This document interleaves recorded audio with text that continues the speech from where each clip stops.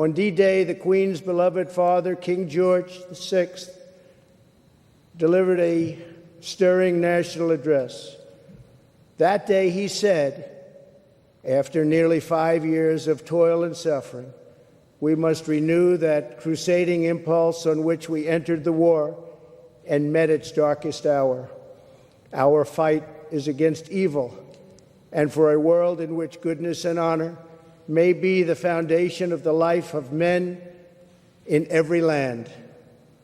This evening, we thank God for the brave sons of the United Kingdom and the United States who defeated the Nazis and the Nazi regime and liberated millions from tyranny.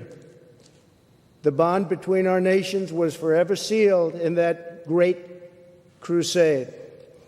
As we honor our shared victory and heritage, we affirm the common values that will unite us long into the future: freedom, sovereignty, self-determination, the rule of law, and reverence for the rights given to us by Almighty God.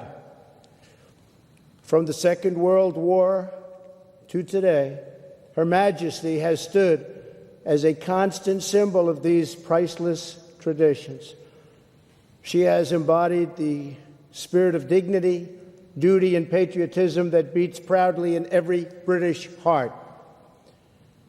On behalf of all Americans, I offer a toast to the eternal friendship of our people, the vitality of our nations, and to the long-cherished and truly remarkable reign of Her Majesty, the Queen. On that day, and on many occasions since, the armed forces of both our countries fought side by side to defend our cherished values of liberty and democracy.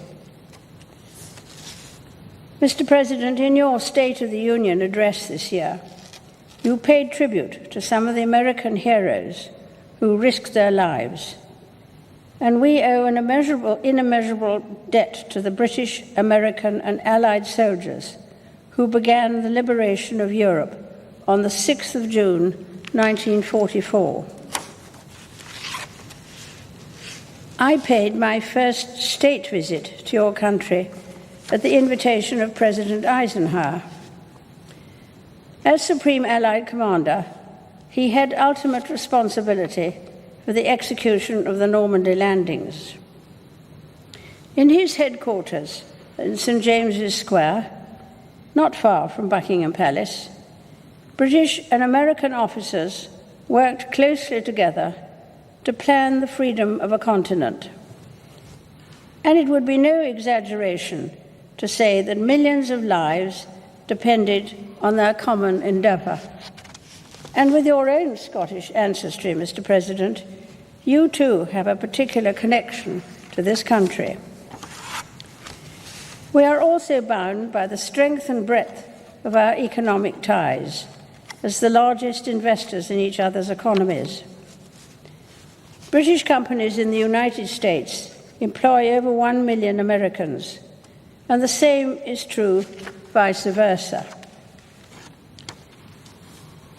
Mr. President, as we look to the future, I'm confident that our common values and shared interests will continue to unite us.